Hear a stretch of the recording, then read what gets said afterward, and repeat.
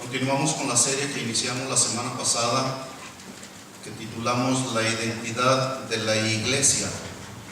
Esta es la conferencia número 2 y el título de ella es El fundador y fundamento de la iglesia.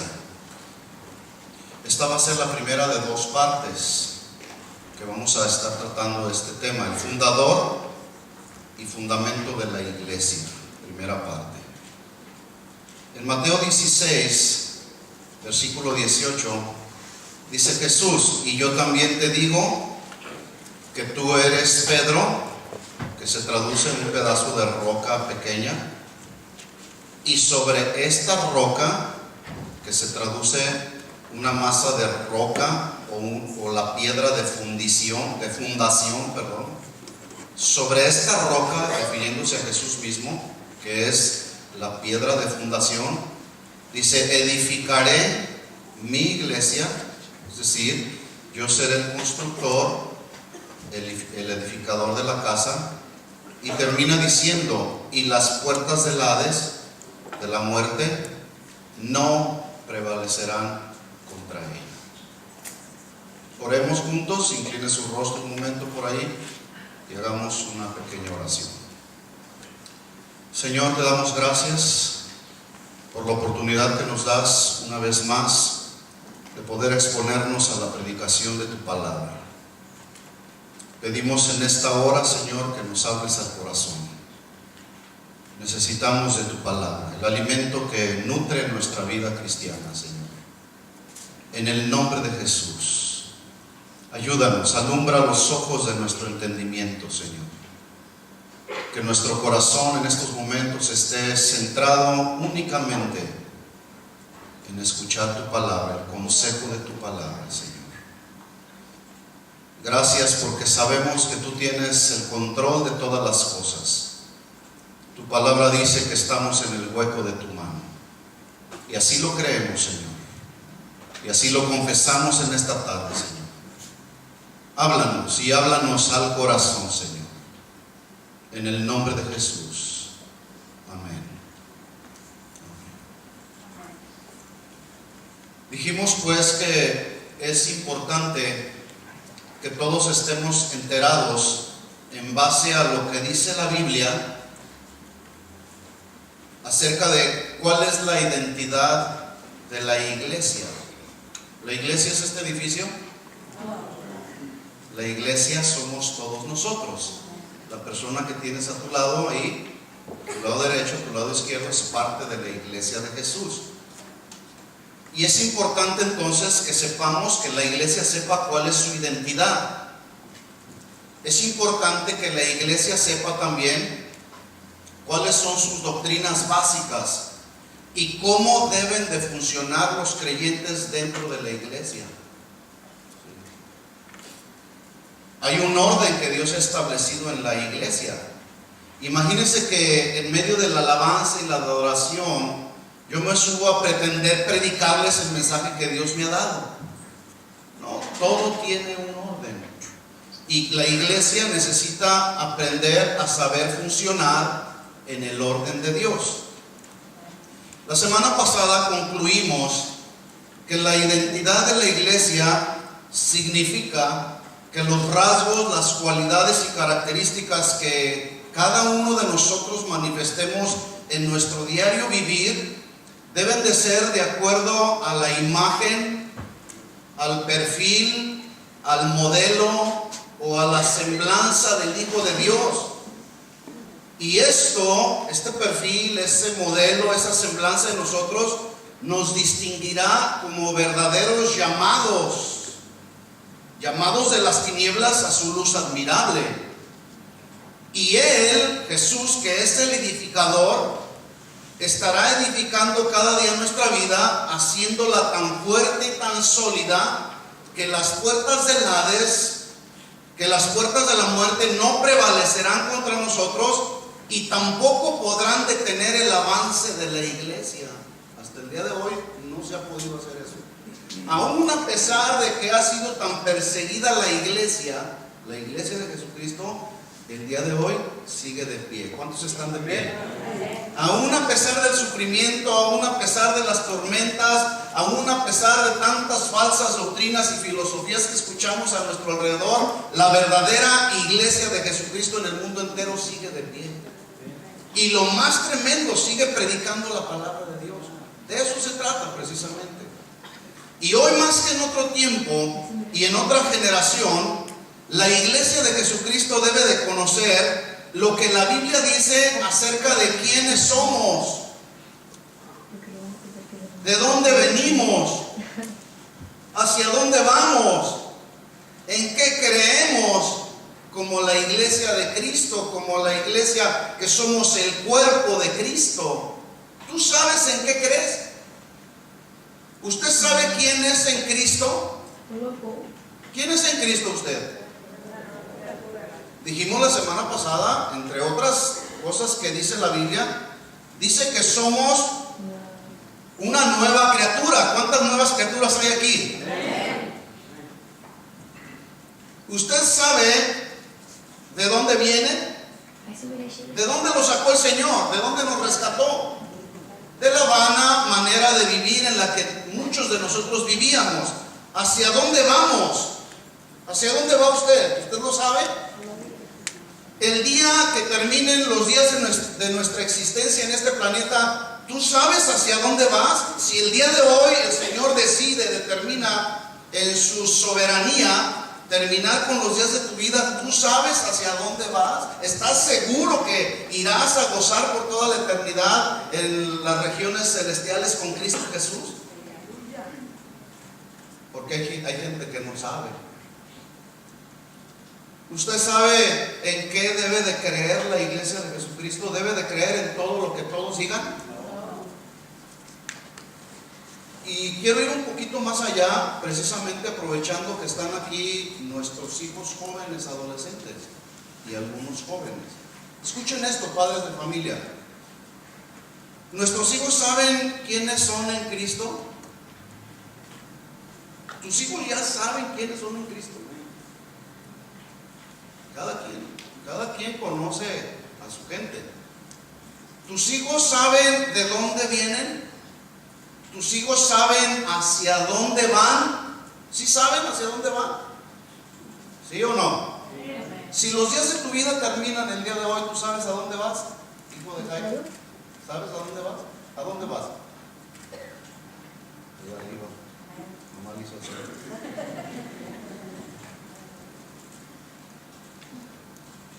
Escuchen esto, padres de familia. ¿Nuestros hijos estarán preparados para enfrentar la muerte y rendir cuentas a Dios? Buena pregunta, ¿no? Yo conozco quiénes son mis hijos. Yo sé quiénes son mis hijos. Yo sé con lo que cuento. Ahora, ante estas preguntas que yo acabo de hacer en relación a sus hijos, si usted responde que sí saben quiénes son, que sí saben de dónde vienen, a dónde van y que sí saben en qué creer, sus hijos, bien por usted.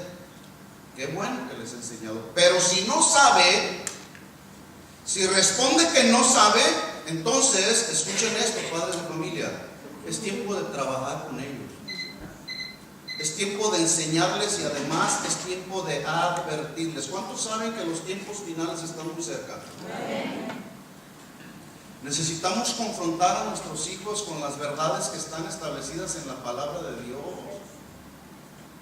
Y confrontarlos y decirles, llevarlos al punto donde ellos puedan decir: si el día de hoy me muero, estoy seguro que me voy con el Señor. Pero si el día de hoy me muero y no tengo a Cristo en mi corazón, pues no te vas a ir con el Señor, joven. Lo siento mucho. Pero es responsabilidad de nosotros los padres que nuestros hijos sepan quiénes son en Cristo, de dónde vienen, hacia dónde van, en qué deben de creer. Cuando los discípulos se acercaron a Jesús y le preguntaron en Mateo 24, no lo tiene que buscar, le preguntaron: Señor, dinos qué señales estaremos viendo antes de que tú vengas por segunda vez Y Jesús no les dijo inmediatamente, van a ver esto, van a ver aquello. Lo primero que Jesús hizo fue hacerles un llamado diciéndoles, miren que nadie los engañe. Otra versión dice, tengan cuidado y no permitan que nadie los engañe. Y continúa Jesús añadiendo en Mateo 24, porque vendrán muchos en mi nombre diciendo yo soy el Cristo y a muchos engañarán. ¿Cuántos saben que esta palabra profética se ha cumplido el día de hoy? Muchos, como nunca antes el día de hoy, han llegado diciendo yo soy el ungido de Dios. Y están engañando a muchas personas. Versículo 10 del capítulo 24 dice, y muchos tropezarán entonces y se entregarán unos a otros y unos a otros se aborrecerán. Y luego vuelve a repetir Jesús diciendo, muchos falsos profetas se levantarán y engañarán a muchos. Esta palabra es muy alarmante, a muchos. Muchos están el día de hoy siendo engañados. En otra ocasión, en Juan 8:31, nomás anótelo ahí, Jesús dijo a los judíos que habían creído en Él. Mire lo que les dijo Jesús, si ustedes permanecen en mi palabra, serán verdaderamente mis discípulos y conocerán la verdad y la verdad les hará libres. ¿Les hará libres de qué? De la maldición de la enfermedad, de la maldición de la condenación eterna, pero también conocer la verdad nos libera del engaño religioso. ¿Cuántos están de acuerdo conmigo? Por eso es importante conocer la verdad. ¿Cuántos conocen la verdad? ¿Tú conoces la verdad? ¿Sí o no? ¿Tus hijos conocen la verdad? ¿Sí o no?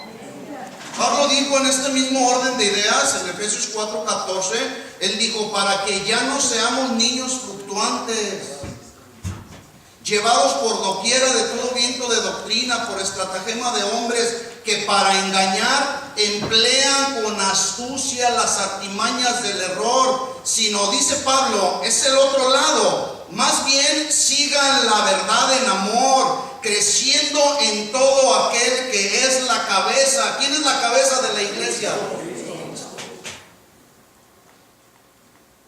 Yo no sé si usted sabía, pero una de las armas favoritas que el enemigo ha venido usando en el día de hoy y lamentablemente ha obtenido muy buenos resultados, ¿sabe cuál es?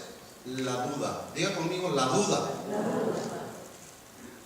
La duda, según la Biblia, en una de sus traducciones, pone la figura de aquella persona que se encuentra entre dos caminos y estando entre esos dos caminos empieza a vacilar, a titubear.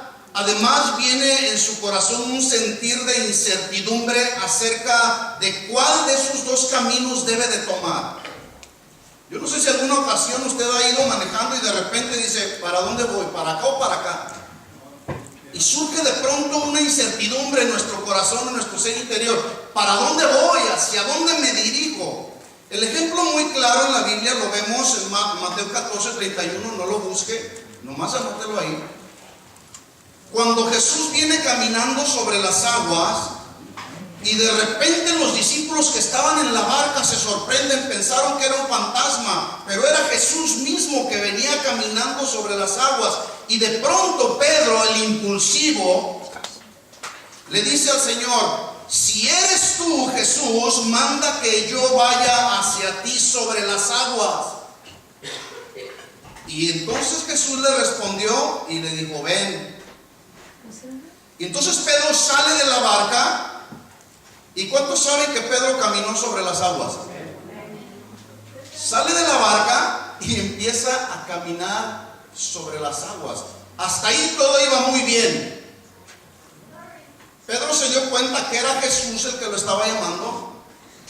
Pedro creyó en la invitación que le hizo Jesús. En otras palabras, creyó a la invitación y a la palabra de Jesús cuando le dijo ven.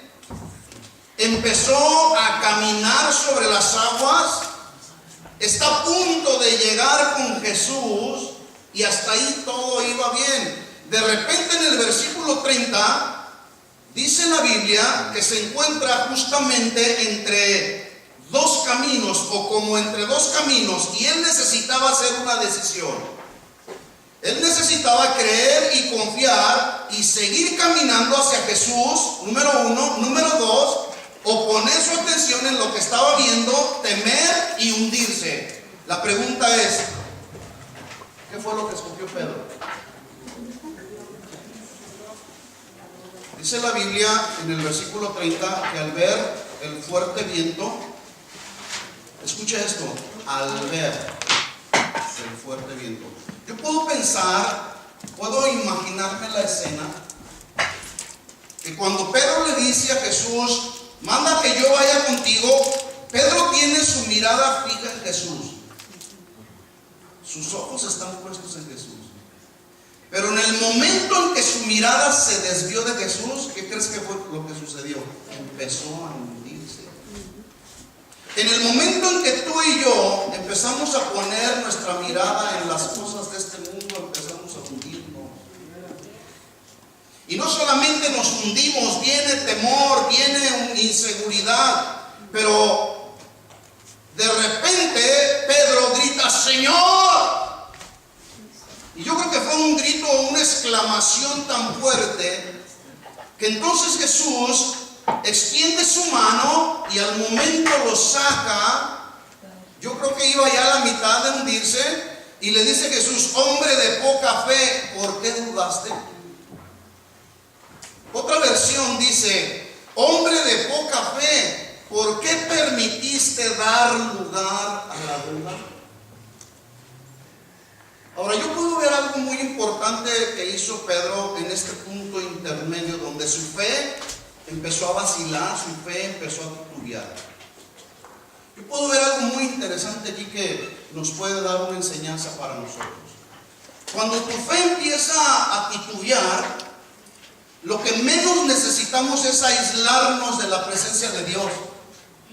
Lo que menos necesitamos cuando nuestra fe empieza a titubear es retirarnos de la congregación, dejar de orar, dejar de leer la Biblia. Lo que necesitamos cuando nuestra fe empieza a titubear, lo que necesitamos es clamar al Señor con todo nuestro corazón y decirle, Señor, yo no puedo más, necesito tu ayuda y eres tú el único que me puedes ayudar. Es precisamente en esos momentos donde sentimos como que nuestra fe empieza a fallar y estamos como hundiendo en nuestros delitos o nuestros pecados o nuestra inseguridad o nuestras necesidades, cuando más necesitamos clamar a Dios y decirle, ayúdame, Señor.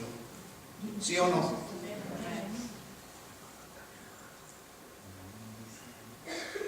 Es triste decirlo, pero hay muchos el día de hoy que están como Pedro,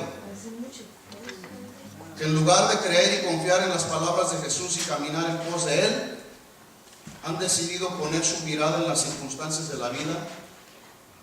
Y hoy muchos dentro de las iglesias están llenos de temor, están llenos de inseguridad, su vida se está hundiendo, viven en una incertidumbre acerca de lo que pasará mañana, pero no son capaces de poder clamar con todo su corazón al Señor y decirle, Señor, ayúdame.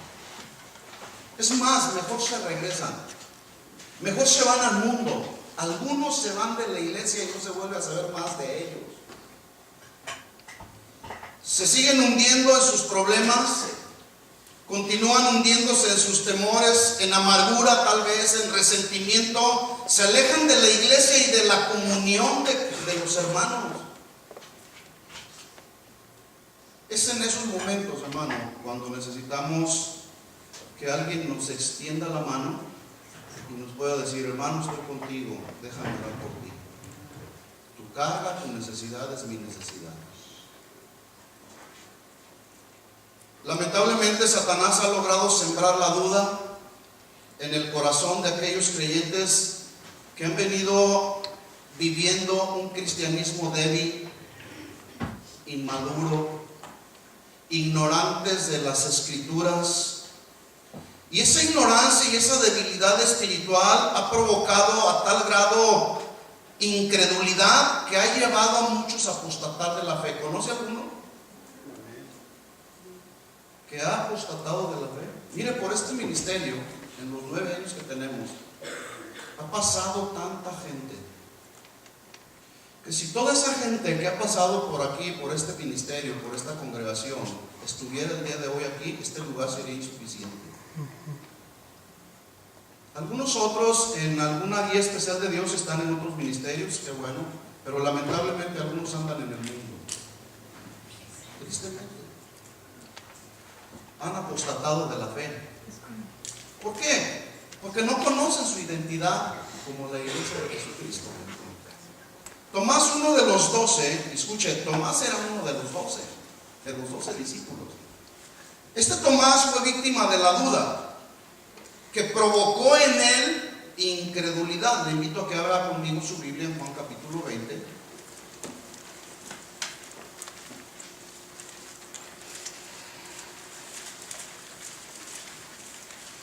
Juan capítulo 20, versículo 25.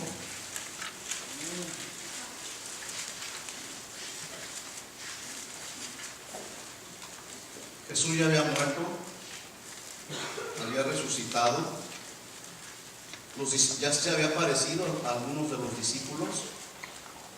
Y aquí en el versículo 25 le dicen los otros discípulos a Tomás: ¡Hey, Tomás! Yo me imagino ahí que los discípulos estaban alegres, estaban contentos porque lo que Jesús había prometido lo había cumplido, que al tercer día iba a resucitar. Y ellos pudieron ver a Jesús cara a cara. Y estaban tan gozosos y tan alegres que al momento en que vieron a Tomás, yo pienso que Tomás andaba luchando en medio de sus sentimientos y andaba por ahí sufriendo y diciendo: tal vez ese Jesús fueron puras falacias, puros cuentos, que al tercer día iba a resucitar. Y tal vez Tomás andaba por ahí angustiado, desanimado.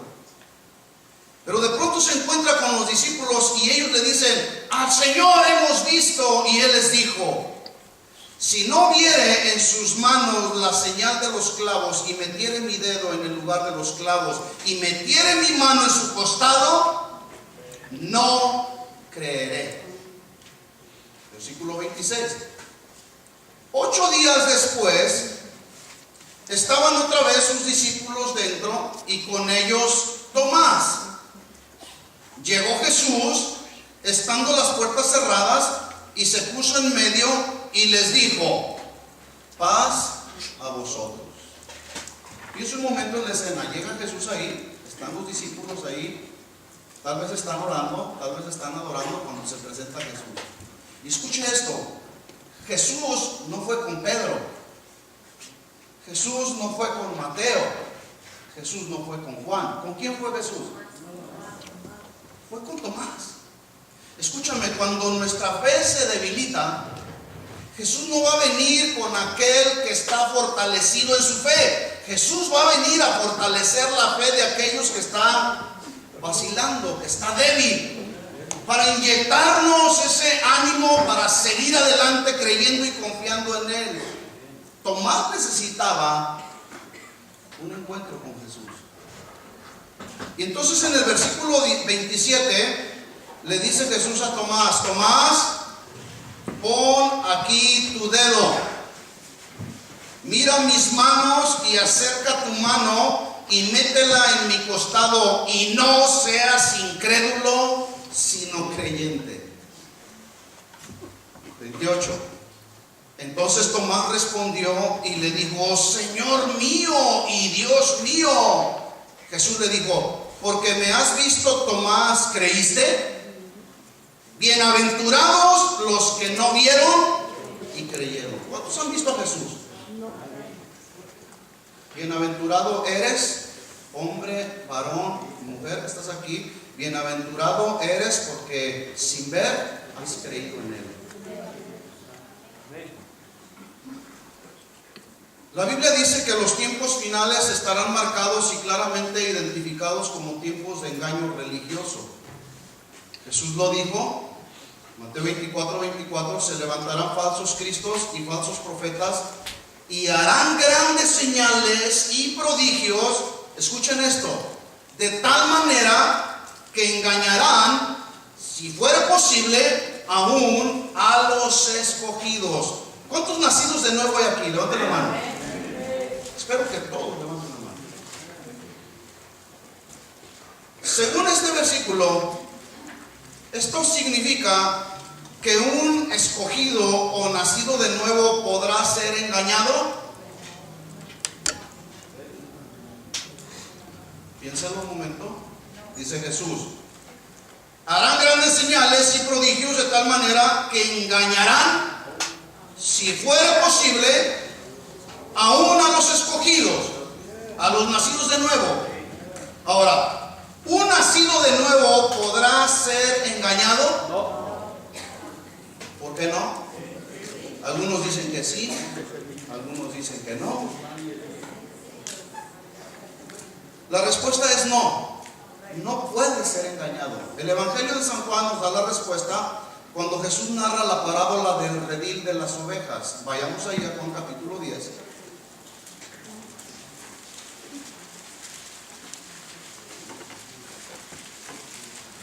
¿Tiene calor?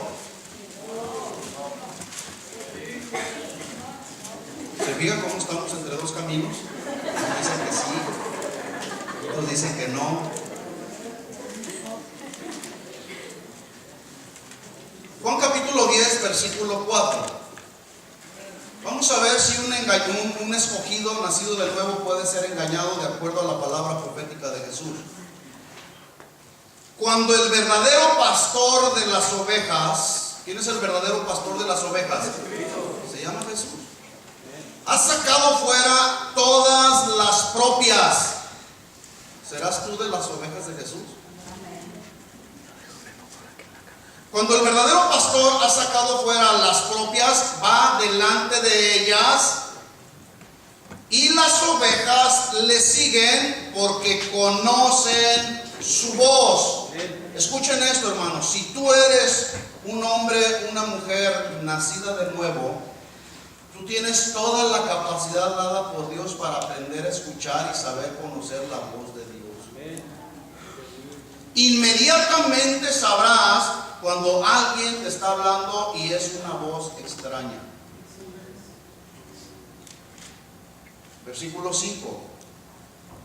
Mas al extraño no seguirán. Yo soy el ungido de Dios.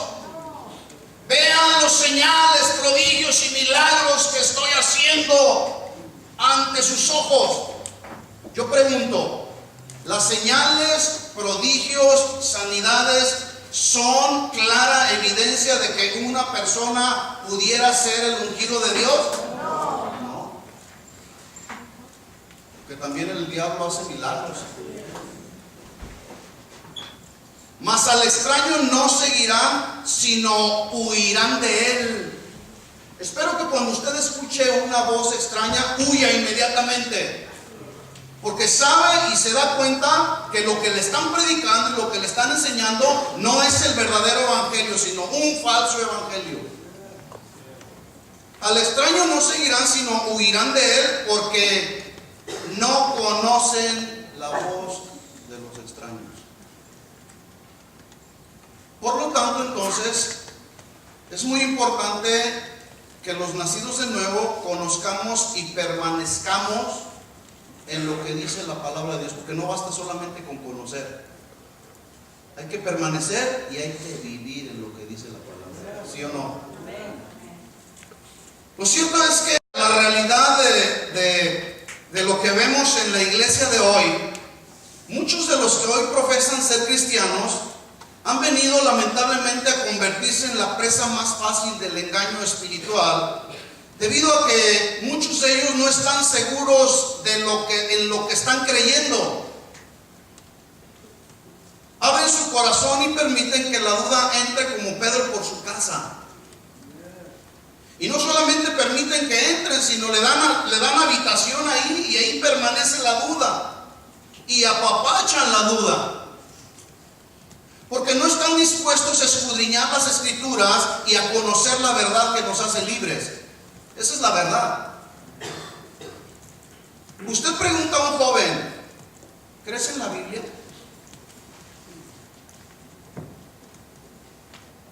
Yo a veces le pregunto a los jóvenes, oye, ¿crees en lo que dice la Biblia? Y se quedan.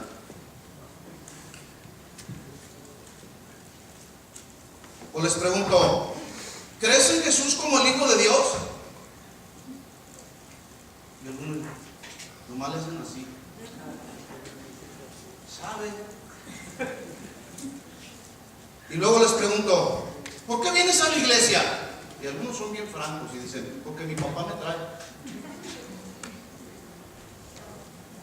Porque mi mamá me trae aquí por la fuerza, pero yo no quiero estar aquí. Son bien honestos. Por eso necesito al final hablar con los padres de la familia. Y luego les preguntamos, oye, ¿ya naciste de nuevo? ¿Y eso? Están como Nicodemo, ¿verdad? ¿Y eso qué es? ¿Cómo? ¿Nacer de nuevo? ¿Qué significa eso? ¿Que voy a volver a entrar al vientre de mi mamá? ¿Cómo es eso? Están como Nicodemo. No saben qué responder. ¿Por qué? Porque hoy como nunca nuestros jóvenes están siendo bombardeados con tantas filosofías con un alto contenido de humanismo. ¿Qué es el humanismo? Entre muchas otras cosas que habla el humanismo.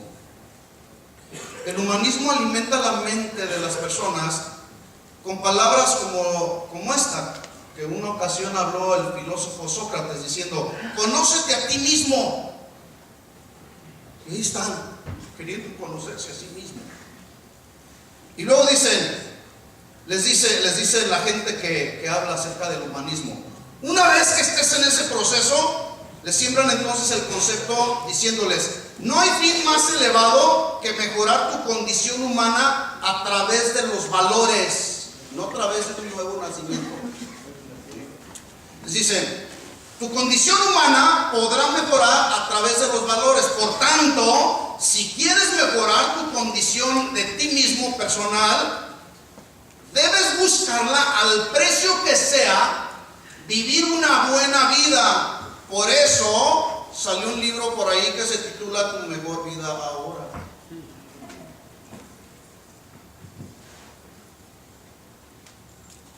O si no les meten conceptos de humanismo, les meten asuntos de la nueva era a tal grado que creen más en todo ese tipo de cosas o de las sectas que enseñan. Creen más en todo eso que les están enseñando ahí alrededor en la escuela o con los amigos que en lo que dice la Biblia. ¿Y sabe usted por qué creen más en eso? Porque nosotros como padres no nos hemos tomado el tiempo para enseñar a nuestros hijos que crean en la verdad que les hará libres. Esa es la verdad, hermanos. Y tenemos un buen problema. Tenemos un buen problema. Por lo tanto, entonces, si no hemos enseñado a nuestros hijos, no nos sorprenda que el día de mañana asuman la misma actitud de Tomás. Que puedan nuestros hijos decir, cuando tú le enseñes algo de la Biblia, que puedan decir, hasta no ver, no creer. Otros dicen, a mí que me lo comprueben científicamente. Y entonces lo creerán.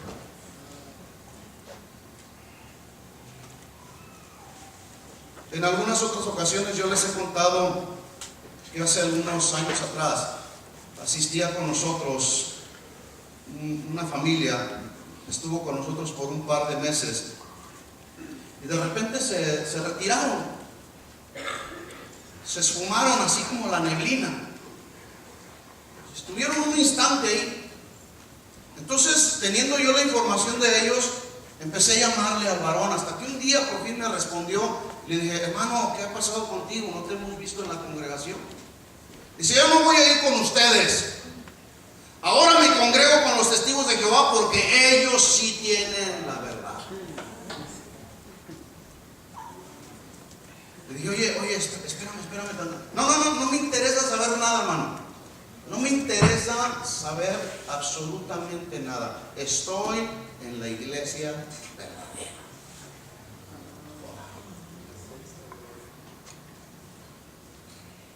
El día de hoy quiero continuar dando respuesta a algunas de las preguntas que hicimos la semana pasada. Dos de ellas son, ¿Quién es el fundador de la iglesia? ¿Pedro? Como algunos enseñan por ahí. La siguiente pregunta es: ¿quién es el dueño de la iglesia? ¿Serán los pastores? ¿Los evangelistas? ¿Los maestros? ¿Los profetas? ¿Quiénes son los dueños de la iglesia? La semana que entra vamos a dar respuesta acerca de las bases o los fundamentos en los cuales debe de creer y descansar la iglesia de Cristo. Pero entonces, ¿quién fue el fundador de la iglesia? Abra su Biblia ahí en Mateo capítulo 16. Cuando Jesús pregunta, del versículo 16 en adelante, ¿quién dicen los hombres que es el Hijo del Hombre? Respondieron algunos diciendo: Juan el Bautista. Otros dijeron que Elías. Otros dijeron Jeremías o alguno de los profetas. Y de repente Jesús en el versículo 15 les dice, voltea con ellos y les dice: bueno, algunos dicen que es Juan el Bautista, Elías, Jeremías, alguno de los profetas, pero ustedes, ¿quién dicen que soy yo? Cuando alguna persona viene contigo que no conoce al Señor y te pregunta: ¿quién es Jesús en tu vida? ¿Qué le respondes? ¿Un iluminado? Versículo 16, Pedro respondió: tú eres el Cristo.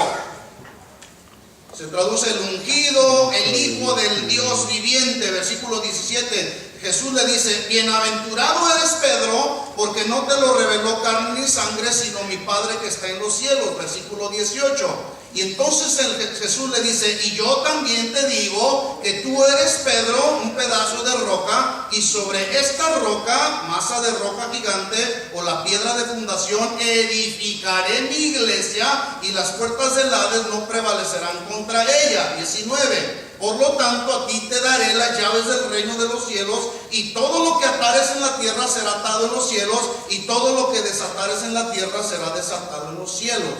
¿Escuchan esto, hermanos?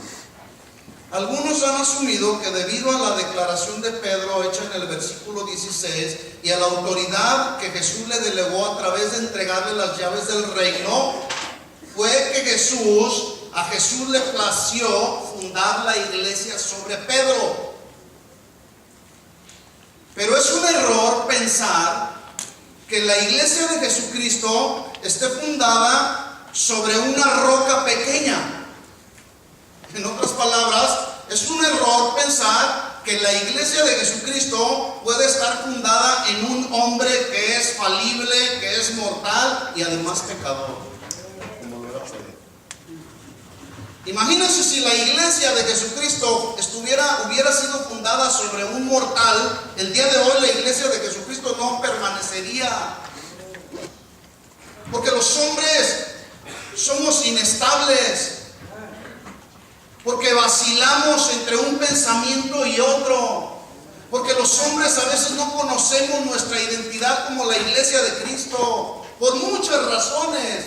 No pudo haber sido fundada la iglesia sobre un hombre. Dice la Biblia, hablando Pablo en Efesios 2:20, que Jesucristo es la piedra principal del ángulo, es decir, la piedra que es el soporte principal en el cual está fundamentada la iglesia. Efesios 2:20.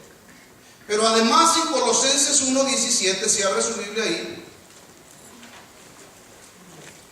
Colosenses 1:17, mire lo que dijo Pablo.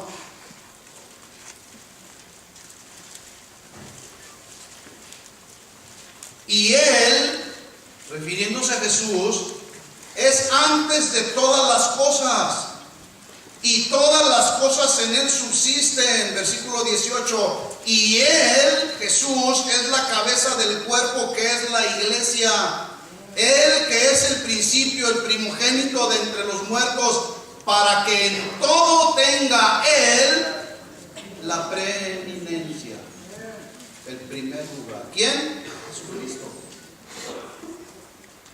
Las llaves del reino fueron dadas no solamente a Pedro y a algunos más de los discípulos, Pero las llaves del reino también en el día de hoy son dadas a todos los verdaderos discípulos nacidos de nuevo, para que al proclamar o predicar las buenas nuevas de salvación se les abra la puerta de la fe a todo aquel pecador que se arrepienta de sus pecados, que crea en Jesús, que confiese a Jesús como su Señor y Salvador. En otras palabras, las llaves son la autoridad que usted y yo tenemos al predicar el verdadero evangelio, que le abrirán la puerta a la gente para que se arrepientan de sus pecados. No para que la iglesia esté fundada sobre uno mismo. Entonces, ¿quién es el fundador de la iglesia? ¿Quién? Dígale a la persona, oye, ¿ya sabías que el fundador de la iglesia es Jesús? Por lo tanto, si Jesús es el fundador de la iglesia, ¿quién es el dueño de la iglesia? Jesús. ¿Por qué entonces existen pastores que se sienten dueños de las ovejas? ¿Por qué hay pastores que asumen y dicen, este es mi grey, cuando son de él? Asumen que la iglesia, las ovejas son de ellos, y porque piensan que la gente son de ellos, tienen la autoridad para manipularlos y en algunos casos hasta controlarlos.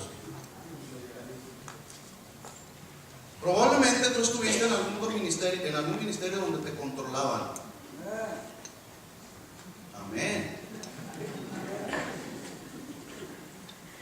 Cuando una persona, un cristiano, está siendo controlado por un hombre, tenga cuidado. Amén.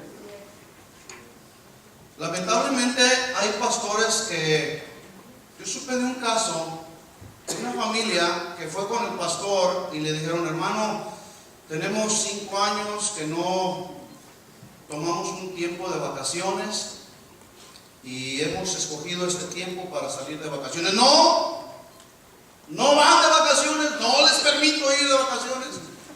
Tienen que servir al Señor. Primero es la obra, primero es su ministerio.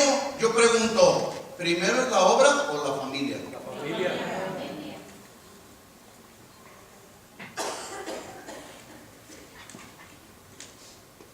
Pablo llamó a los ancianos de la iglesia de Éfeso y mire lo que les dijo, Hechos capítulo 20. Estoy terminando con este versículo.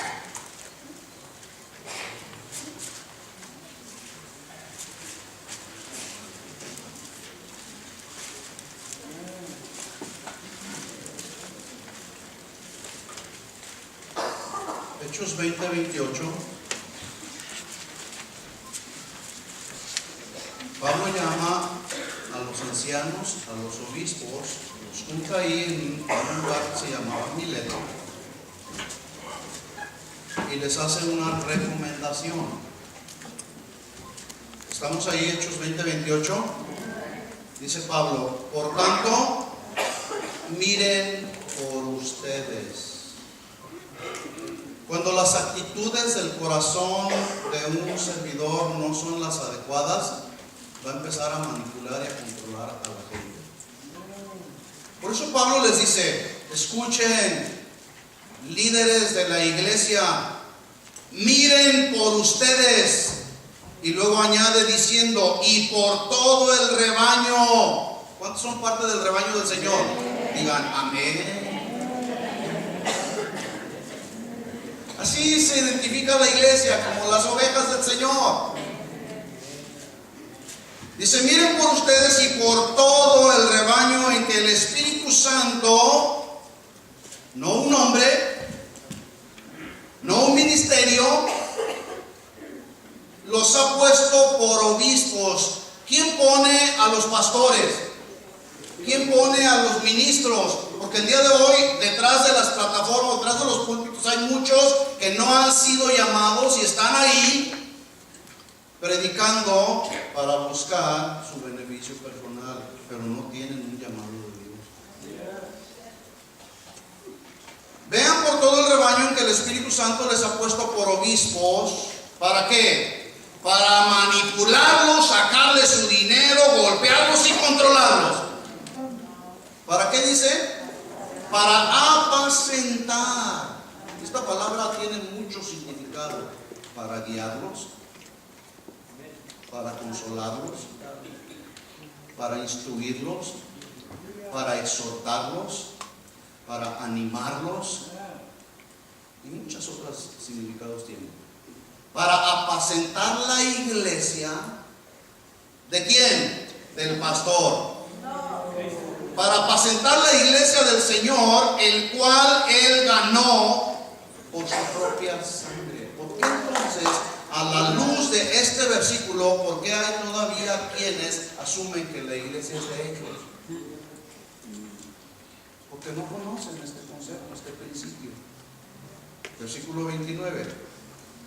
Mire lo que dijo Pablo. Por eso les estaba advirtiendo lo siguiente: porque yo sé que después de mi partida entrarán en medio de ustedes lobos rapaces que no perdonarán.